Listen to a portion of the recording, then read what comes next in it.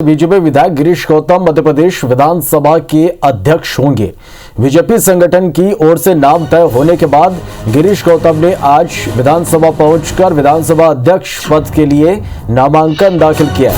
इस दौरान उनके साथ सीएम शिवराज सिंह, मंत्री नरोत्तम मिश्रा, मंत्री अरविंद भदौरिया, मंत्री विश्वास सारंग और वरिष्ठ विधायक रामपाल सिंह मौजूद रहे। नामांकन के बाद सीएम शिवराज सिंह ने गिरीश गौतम को नई जिम्मेदारी के लिए बधाई दी। बता दें कि लंबे समय से प्रदेश में विंध्य को नेतृत्व देने की मांग उठ रही थी।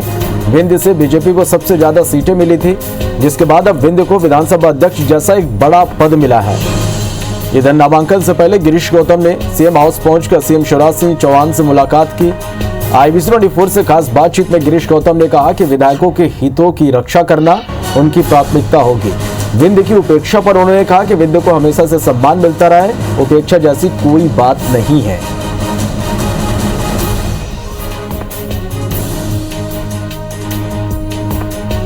तो चले रीवा के देव तालाब से बीजेपी विधायक गिरीश गौतम मध्य प्रदेश विधानसभा के अध्यक्ष होंगे। बीजेपी संगठन की ओर से नाम तय होने के बाद गिरीश गौतम ने आज विधानसभा पहुंचकर विधानसभा अध्यक्ष पद के लिए नामांकन उन्होंने दाखिल किया है।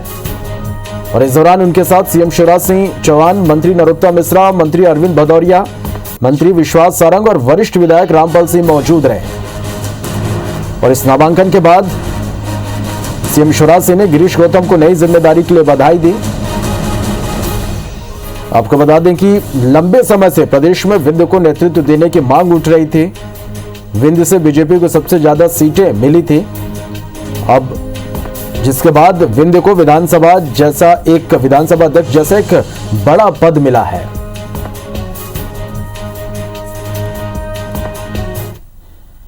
अध्यक्ष के लिए हमने मिलकर तय किया है कि हमारे वरिष्ठ विधायक, लोकप्रिय नेता, संसदीय ज्ञान के जानकार श्री गिरीश गौतम जी के हाथों में विधानसभा के संचालन का दायित्व होगा। वे मध्य प्रदेश विधानसभा के अध्यक्ष होंगे। नामांकन अभी हमने दाखिल किया है। मुझे पूरा विश्वास है कि अपनी कर्मठता, अपनी निष्पक्षता, सबको साथ लेकर चलने की क्षमता और संसदीय ज्ञान की जानकारी के आधार पर श्री गिरीश गौतम जी अध्यक्ष पद की गरिमा को निश्चित तौर पर और बढ़ाएंगे। उनको बहुत बहुत शुभकामनाएं। आदरणीय गिरीश गौतम जी लंबे समय से हमारे साथ हैं। ओजस्वी वक्ता, तेजस्वी व्यक्तित्व के धनी हैं, गंभीर धीर व्यक्ति हैं। पर विंध्य ने भाजपा को बहुत दिया है और इसलिए सर्वोच्च पद सदन में विंध्य को दिया है। चौथे अध्यक्ष हैं वो विंध्य के गुलशेर अहमद, शुक्ला जी और तिवारी जी के बाद गिरीश गौतम जी हैं और हम मानते हैं कि अच्छा कार्यकाल रहेगा। चलिए, तो गिरीश गौतम को एक बड़ी जिम्मेदारी यहां पर दी गई है। सीधा रुख कर लेते हैं भोपाल का। सुधीर हमारे साथ इस वक्त लाइव जुड़ गए हैं। सुधीर, मध्य प्रदेश विधानसभा का अध्यक्ष कौन होगा? चलिए, अब इस पर पूरी तरह से पूर्ण विराम लग गया। गिरीश गौतम को एक बड़ी जिम्मेदारी यहां पर दी गई है और इसके साथ ही यदि हम बात करें यहां पर सुधीर, तो विंध्य की उपेक्षा की बात लगातार की जा रही थी, लेकिन विधानसभा अध्यक्ष जैसे एक बड़ा पद यहां पर विंध्य को दिया गया है।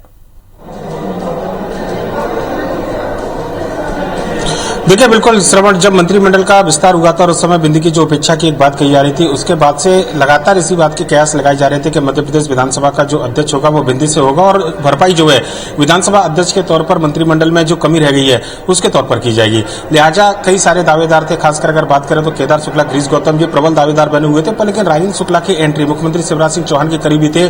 उनके नाम की चर्चा पिछले 2-3 दिनों से लगातार जारी थी। कल देर शाम बीजेपी के प्रदेश अध्यक्ष BD शर्मा, मुख्यमंत्री शिवराज सिंह चौहान की चर्चा हुई और उसके बाद में गिरीश गौतम के नाम को तय किया गया, जो भी समीकरण रहे हो। पर लेकिन अब गिरीश गौतम मध्य प्रदेश से विधानसभा के अध्यक्ष पद के प्रत्याशी है बीजेपी से, और आज नामांकन उन्होंने दाखिल किया है।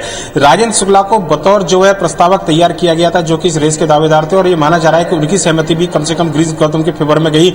एक बड़ा फायदा यह था, और रीवा के अंदर कोई दूसरा पावर सेंटर ना बने, ये शायद एक बड़ी वर्चस्व की लड़ाई जो स्थानीय तौर पर थी वो एक मानी जा रही थी। पर लेकिन बिंदे से अध्यक्ष अब गिरीश गौतम बने हैं, और इस समय मैं विधानसभा में मौजूद हूं। अगर मैं कोशिश करूंगा कि कुछ चर्चा अगर कुछ नेताओं से हो तो निश्चित तौर पर बता सके, और विधानसभा परिसर के अंदर जो है तो तमाम जो नेता हैं वो मौजूद हैं।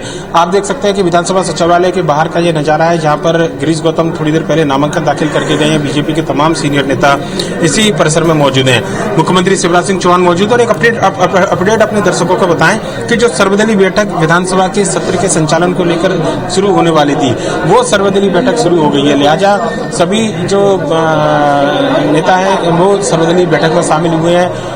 विधानसभा के बजट सत्र को लेकर, संचालन को लेकर ये पूरी रणनीति इसमें तैयार की जाएगी। पर लेकिन लंबे समय से जो कयास था, क्योंकि मध्य प्रदेश में जब से सरकार बनी उसके बाद पहले यह माना जा रहा था कि शायद मंत्रिमंडल से बिंदु से कुछ चेहरों को शामिल किया जाए, और जब मंत्रिमंडल का विस्तार हुआ तभी से ये बड़ा असमंजस था कि आखिर कौन सा ऐसा चेहरा होगा जिसको विधानसभा के अध्यक्ष पद के तौर पर बीजेपी पेश करेगी।